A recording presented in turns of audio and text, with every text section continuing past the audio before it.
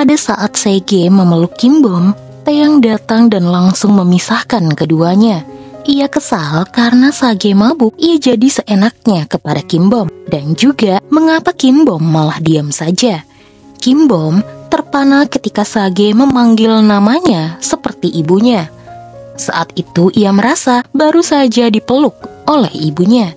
Pagi harinya, saat sarapan, sup yang disajikan oleh bibi Kim Bom adalah sup toge peredam mabuk. Namun, menurut bibi Kim Bom, bukan dirinya yang masak, melainkan Kim Bom sendirilah yang masak sup ini. Sage lalu berterima kasih karena sup yang enak ini dibuat khusus oleh Kim Bom untuk dirinya.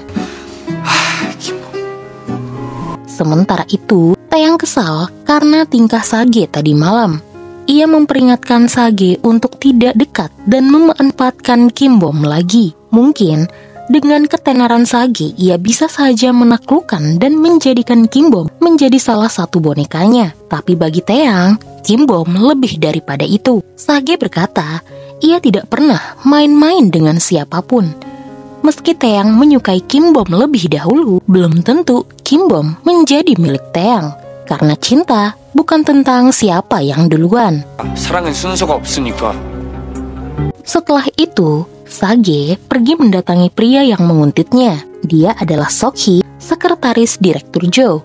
Sage bertanya mengapa Seok-hee berada di sekitarnya, apalagi di sekitar Kim Bom. Apa yang diinginkan mereka kepada Kim Bom? Seok-hee berkata, demi hubungan mereka di masa lalu, sebaiknya Sage keluar dari rumah Kim Bom dan berhenti berkuliah. Karena jika tidak, maka Kim Bom akan dalam bahaya. Sage bingung apa hubungannya dengan Kim Bom. Ia lalu mengirim pesan kepada Direktur Jo jika ia tidak akan diam saja jika Direktur Jo berani macam-macam dengan Kim Bom. Sage lalu memutuskan untuk selalu berada di dekat Kim Bom. Ia bahkan masuk ke kelas yang sama di kampus agar selalu dekat dengan Kim Bom. Meski sedikit terganggu karena di dalam kelas Sage hanya tidur saja, Kim Bom senang ia bisa dekat dengan idola favoritnya. Sementara itu, Direktur Jo bertemu dengan ayah Taeyang, Min Chol. Rupanya mereka berdua berteman dekat dan Direktur Jo ingin membicarakan hal yang terjadi pada 6 tahun yang lalu, di mana dulu Direktur Jo pernah mengalami kecelakaan. Malam itu, saat menyetir mobilnya, Direktur Jo mengantuk dan ia bertabrakan dengan sebuah mobil yang menewaskan seorang wanita. Rupanya, di dalam mobil Direktur Jo juga ada Min Chol. Mereka berdua sama-sama mabuk sehingga memutuskan untuk melarikan diri. Rupanya, menurut Direktur Jo, di malam kejadian itu ada saksi, yaitu Sage. Dengan jelas, di malam saat Sage memukulnya, Sage berkata perihal kecelakaan tersebut.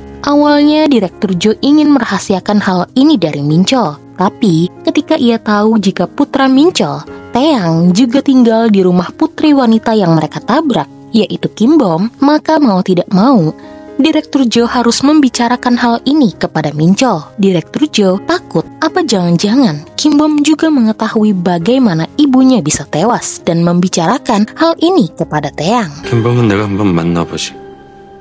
Sementara itu, di grup band yang baru Sage bentuk dan diberi nama To Sege, mereka bertengkar untuk menentukan siapa leadernya dan lagu apa yang akan mereka mainkan di festival kampus nanti. Sage merasa dirinya lebih pantas menjadi leader karena pengalamannya di bidang musik. Sementara Taeyang merasa dirinya yang lebih pantas karena dulu di bandnya dialah leadernya.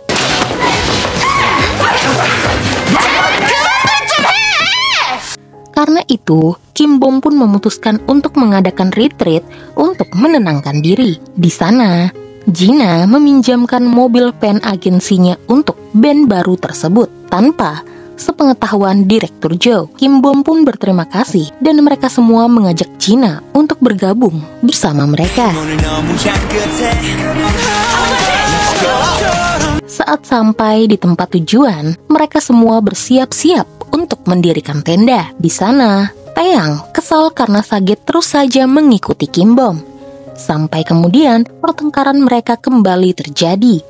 Saat berada di tepian sungai, Sage berkata ia akan menyerahkan posisi leader, asal posisi gitaris utama berada di tangannya. Taeyang tetap tidak menerima hal tersebut. Menurutnya, menjadi gitaris utama adalah keahliannya. Mereka berdua kembali bertengkar, sehingga saat Kim Bom ingin melerai mereka, Kim Bom malah terjatuh ke dalam sungai. Taeyang dan Sage langsung melompat ke sungai dan menolong wanita yang mereka sukai itu. Di sana, saat Sage hendak membawa Kim Bom ke pinggir sungai, sayangnya ia tidak bisa mengangkat tubuh Kim Bom, sehingga Taeyang langsung merebut Kim Bom dan membawanya ke pinggiran sungai. Pada saat itu, Sage terpeleset dan terjatuh. Kepalanya terbentur, sehingga tiba-tiba ia teringat dengan kejadian di malam matanya harus dioperasi. Sementara saat Taeyang hendak memberikan napas buatan kepada Kim Bom, tiba-tiba Sage terbangun dan langsung menyuruh Taeyang untuk berhenti. Tapi karena terlalu bersemangat, ia dan Taeyang malah tidak sengaja berciuman. Setelah itu, Kim Bom pun menjadi sakit. Gara-gara itu, Taeyang dan Sage pun berjanji tidak akan bertengkar lagi dan memberikan semua keputusan kepada Kim Bom agar lebih adil. Kim Bom lalu memutuskan Sage sebagai gitaris utama band mereka, sementara Taeyang yang memilih lagu yang cocok untuk band mereka. Sementara posisi leader akan dipegang oleh Kim Bom karena ia tidak percaya dengan Sage maupun Taeyang. Lalu kemudian Kyuri datang membawakan obat. Ia bingung mengapa Kim Bom bisa sampai tenggelam, padahal Kim Bom sangat jago berenang. Rupanya tadi Kim Bom berpura-pura pingsan agar Taeyang dan Sage berhenti bertengkar. Sementara Taeyang dan Sage langsung mengejar Kim Bom karena ternyata kekhawatiran mereka berdua sia-sia saja. Sementara itu, saat malam tiba dan Gina merasa bosan, di dalam pen ia melihat buku lagu milik Kim Bom. Ia melihat lagu-lagu yang dibuat Kim Bom dan bingung mengapa lagu sebagus itu tidak Kim Bom jual kepadanya. 잘 놀았어? Keesokan harinya, Minchol pergi ke rumah Kim Bom. Ia hanya bertemu dengan bibinya Kim Bom karena Taeyang setelah pergi retreat langsung berangkat kuliah. Kedatangan Minchol ke rumah Kim Bom selain mengecek keadaan tempat tinggal putranya, ia juga pura-pura ingin tahu kabar Kim Bom. Dulu, Kim Bom bertemu dengan Taeyang saat mereka berdua belajar ke Amerika. Menurut bibinya Kim Bom, setelah ibunya Kim Bom tewas karena kecelakaan, Kim Bom terpaksa kembali ke Seoul. 사고였군요. 안타깝네요. Sementara itu, Direktur Jo pergi mengunjungi rektor kampus Hanju dan berniat menyumbangkan dana sebesar 50 miliar. Namun, ia ingin mengajukan syarat. Ia ingin Kim Bom pergi kuliah ke luar negeri dan ia akan membiayainya. Lalu setelah itu, Minchol bertemu dengan Kim Bom. Awalnya, Kim Bom menyapa dengan hormat bagai keluarga yang sudah jarang bertemu. Namun, ayah Taeyang tidak menganggap jika mereka berdua dekat. Ia hanya ingin Kim Bom menyuruh Taeyang untuk segera pulang ke rumah. Karena sering ikut band, Taeyang jadi sering bolos kuliah. Selain menyuruh Taeyang untuk pulang, ayah Taeyang ingin Kim Bom berhenti mendekati Taeyang. Ia tidak mau Kim Bom menghalangi putranya. 죄송합니다.